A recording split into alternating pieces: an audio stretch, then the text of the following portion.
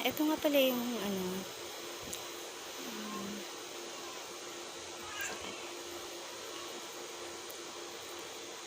ang aking mga cactus. Iba't ibang klase ng cactus, guys.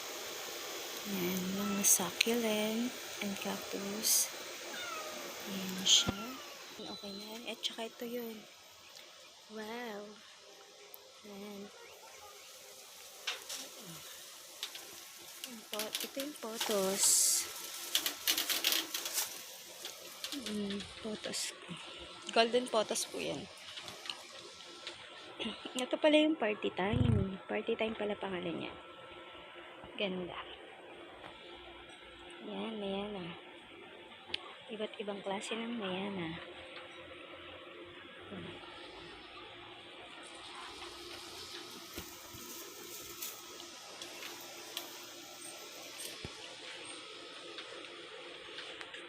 May alpha.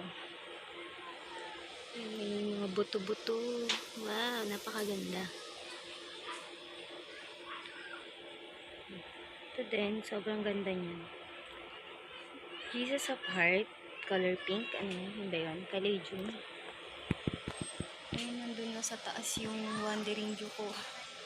Mag-isa yung mga wandering dew. Nilagay ko sa taas. Tapos ito. Yan sila.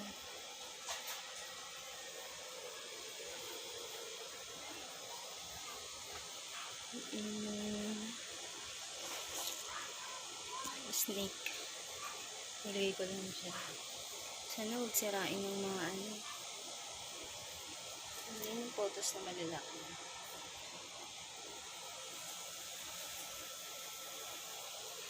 Ito nga kinagat to. Yung gilid. Ayan, yung part na yan. Kinakagat sila ng daga. Ito, kinagat to.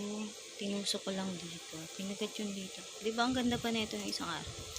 Nakakainis yung mga daga dito. Nangangain. Ito nga dati yung lago niyan. Pinutol nila dito. Pinagkakain nila yung dahon. Wow, ito na po siya ngayon. Caladium po yan. Ay, caladium. Ano? Kamag-anak ng alocasia. Dami niyang dahon. Bigay lang po yan ng friend ko. Shout out kay Rhea. Thank you. Pati yung mga yan. Yan, bigay ni Rhea yan. Yan, yung photos. Yung mga photos ko. Sa kanya galing yan. Pati yung nandun, nagumagapang na siya. Ayun. Thank you kay Rhea. Mga mabait kong friend. Mga plantita din yan. Wow, eto maganda oh. Pag gabi, tumitiklop yung dahon yan. Tutulog sila sa gabi. Oh, may puso.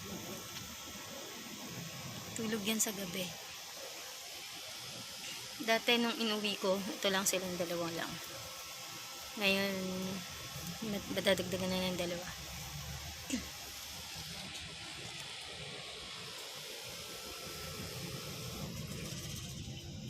Meron pa ako doon banda sa tapat.